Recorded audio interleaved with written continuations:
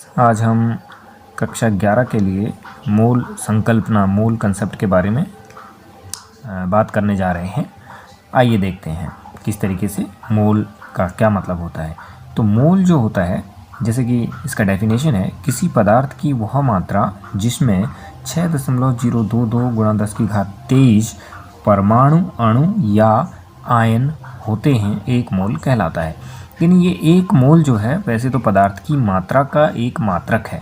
ये जो है पदार्थ की मात्रा का मात्रक है। जैसे एक दर्जन में 12 चीज़ें होती हैं, उसी तरह से एक मोल के अंदर इतनी संख्या होती है। तो ये संख्या बहुत बड़ी है। इस संख्या को यदि हम 25 मोल, 30 मोल, 100 मोल की बात करेंगे तो बहुत बड़ी संख्या हो जाएगी। 200 मोल की बात करेंगे तो उसको हम 200 मोल, तो हम ये संख्या बहुत बड़ी हो जाएगी, इसलिए हम उसको इस संख्या के तौर पर याद नहीं रख सकते। हम उसको मोल के संदर्भ में लेते हैं। तो ये अणु होते हैं, परमाणु होते हैं या आयन होते हैं।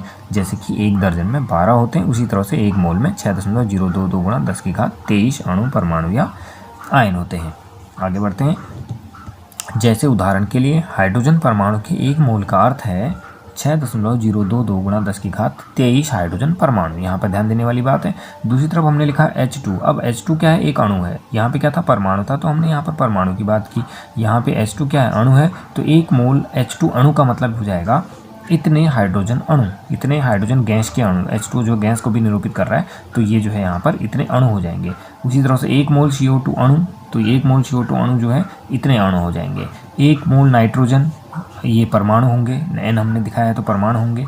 एक मोल नाइट्रोजन गैस की बात की जाएगी, तो ये N2 की बात की जा रही है यहाँ पे। तो ये कितना हो जाएगा? 6.022 × 10⁻23 नाइट्रोजन अणु हो जाएंगे। तो इस तरीके से ये जो संख्या है, यही संख्या जो है एक मोल, इस संख्या से मतलब है उसका संख्या 6.022 × 10⁻23 को अवोगाद्रो संख्या भी कहते हैं और इसे Na से प्रदर्शित करते हैं। तो ये भी ध्यान रखना आपको कि Na का मतलब भी क्या होता है? 6.022 × 10⁻23। अब नीचे आ जाएंगे। यहाँ पर जो नीचे है वो है ये वाला टॉपिक हमारा, हाइड्रोजन के 6.022 × 10⁻23 परमाणु का द्रव्यमान या भार 1.008 ग्राम होता है। जनरली हम इसको 1 ग्राम मान लेते हैं। जनरली हम इसको जब लिखते हैं तो हम 1 ग्राम के तौर पर इसको हम निरूपित करते हैं। तो ये 1 ग्राम जो है ना होगा। तो जैसे हाइड्रोजन के, ये पहले भी हम इस पर बात कर चुके हैं कि हाइड्रोजन के जो उसका जो द्रव्यमान है, ये हाइड्रोजन का क्या है? इसको हम कह सकते हैं परमाणु द्रव्यमान। ये परमाणु जो द्रव्यमान है हाइड्रोजन का, इसको हम दो तरह से व्यक्त कर सकते हैं। एक हम कैसे लिखते हैं? 1.008 U या 1 U भी लिख सकते हैं इसको, या इसको 1 U के तौर पर भी लिखा रहता है, या इसको हम जो है 1 ग्राम भी लिख सकते हैं। तो जब हम इसको 1 U लिख रहे हैं तो 1 U का मतलब क्या है कि हाइड्रोजन के एक परमाणु का द्रव्यमान, ये जो है हाइड्रोजन के एक परमाणु का द्रव्यमान है। ये यूनिफाइड मास जो है एटॉमिक मास यूनिट पर, या यूनिफाइड मास इसको हम बोलते हैं। तो ये हाइड्रोजन के एक परमाणु को निरूपित कर रहा है, और ये जो इतना ग्राम है ये इसके मोलर द्रव्यमान को निरूपित कर रहा है। मोलर द्रव्यमान का मतलब हो गया 1 मोल हाइड्रोजन परमाणु का द्रव्यमान, जिसकी हम बात यहाँ पर कर रहे हैं। तो 1.8 जो 008 ग्राम है, ये क्या है? हाइड्रोजन का मोलर द्रव्यमान है। इसी तरह से नाइट्रोजन गैस के लिए भी देख लेंगे।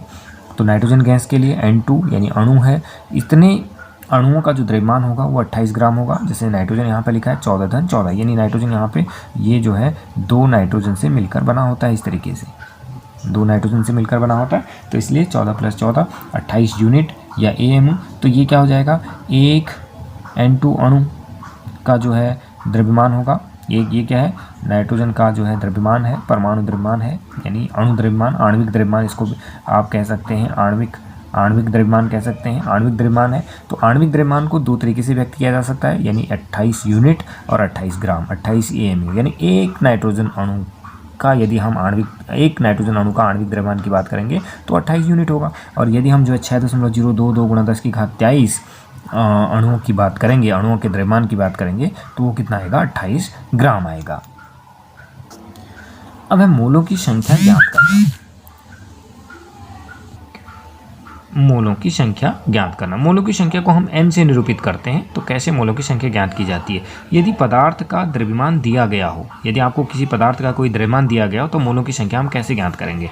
यदि पदार्थ का द्रव्यमान W ग्राम हो, कुछ भी हो सकता है, तथा पदार्थ का मोलर द्रव्यमान Ma हो तो मोलों की संख्या। अब Ma तो हम कैलकुलेट कर सकते हैं, यदि हम उनके परमाणविक द्रव्यमान को याद कर लें तो हम उसके मोलर द्रव्यमान को ज्ञात कर सकते हैं, जैसे कि हमने पिछले उसमें किया था, पिछले लेक्चर में हमने जो है ये सब किया था। तो हम कैसे निकालते हैं? n इक्वल टू दिया गया द्रव्यमान बटे मोलर द्रव्यमान, यानी W बटे Na हो जाएगा, ये Ma हो जाएगा सॉरी। और यहाँ पर n की वैल्यू को इस तरह से WA अपन Ma से हम निरूपित कर सकते हैं, ये फॉर्मूला हमारा बन जाता है। अब यहीं पर हम लोग क्या कर सकते हैं, यदि हमको ये कैलकुलेट करना हो तो हम n इंटू Ma मल्टीप्लाई कर देंगे, क्रॉस मल्टीप्लिकेशन क्रॉस गुणा हो गया इस तरीके से। तो ये हमारा W इक्वल टू आ गया n इंटू Ma। तो इस तरीके से हमारे पास ये एक फार्मूला ये हो जाता है और एक फार्मूला ये हो जाता है। दो फार्मूले हमको याद रखने जिनका बहुत ज़्यादा यूज होगा।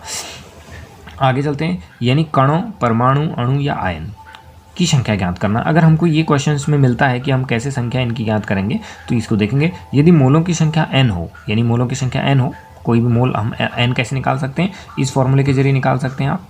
n का मान जो है W बटे Ma से निकाल सकते हैं। अभी एक उदाहरण करेंगे तो उसमें समझ में आ जाएगा। यदि मोलों की संख्या n हो तो कणों की संख्या q, इसको हम एक क्वांटिटी दे देते हैं, संख्या देते हैं, तो q इज इक्वल टू हो जाएगा n इंटू 6.022 इंटू 10⁻23। ये उसी तरह से हो गया। यदि मेरे पास 25 दर्जन है तो 25 दर्जन की संख्या हम कैसे निकालेंगे? जैसे मैं कहूँ कि 25 दर्जन कोई चीज़ हो तो 25 दर्जन की जो संख्या होगी वो कितनी होगी? 25 गुणा, हम इसको एक दर्जन में 12 होती है, तो ये टोटल संख्या आ जाएगी। ऐसे हम कैलकुलेट कर लेंगे। ठीक इसी प्रकार से हमने क्या किया, n ये एक मोल की संख्या है तो एक मोल से हमने इसको मल्टीप्लाई किया, ये एक दर्जन की संख्या थी। इसी तरीके से ना 25 दर्जन का मतलब कितना होगा? 25 गुणा 12। उसी तरह से अगर हम संख्या की बात करेंगे तो हमारे पास संख्या निकलेगी मोलों की संख्या गुणा 6.022 गुणा 10⁻23। हम इसको इस तरह से भी लिख सकते हैं, Q is equal to n into Na, ये आवोगैद्रो संख्या के तौर पर, क्योंकि आवोगैद्रो संख्या जो होती है वो यही होती है। ठीक हो गया।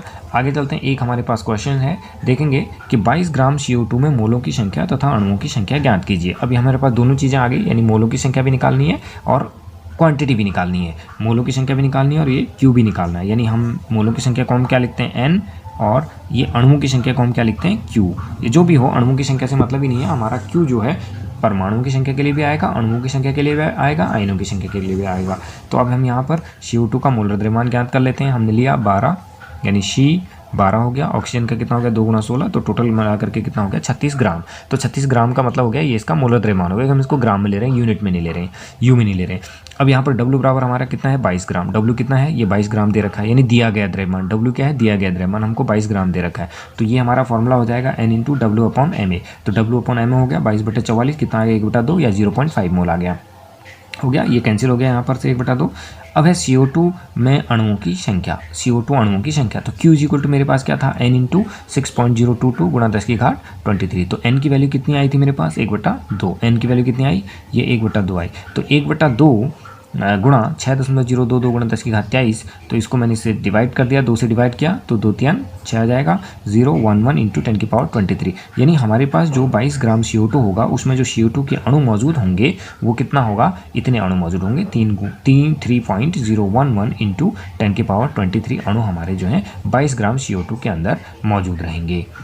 तो इस तरीके से हम लोग क्वेश्चन करेंगे इसके।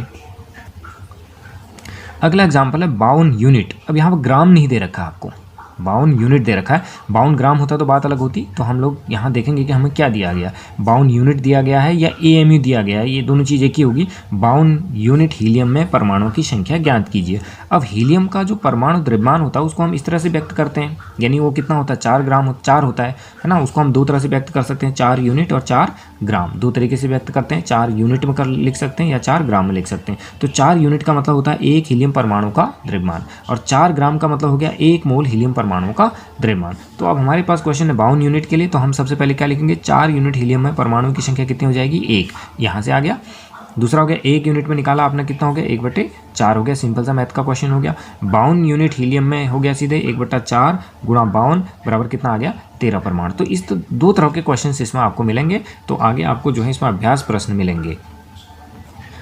इस चैप्टर के ये सब अभ्यास प्रश्न हैं। इन अभ्यास प्रश्नों को आप जो है कर सकते हैं, इस तरीके से देख लेंगे थोड़ा सा। ये इसको आप जो है स्क्रीनशॉट खींच करके इसका जो है आप रख सकते हैं और इन सारे प्रश्नों को आप जो है सॉल्व कर सकते हैं। देखेंगे इसमें टोटल 15 प्रश्न आपको मिलेंगे इस तरीके से, तो 15 प्रश्नों को आप जो है कर सकते हैं, है ना। इनको करिए तो आपको एक जो है इसका अच्छा खासा अभ्यास हो जाएगा मोलों की संख्या का। तो इससे जो कोई भी क्वेश्चंस आपका अगर आएगा तो आप जो है सारे क्वेश्चंस को बड़े आसानी से सॉल्व कर पाएंगे।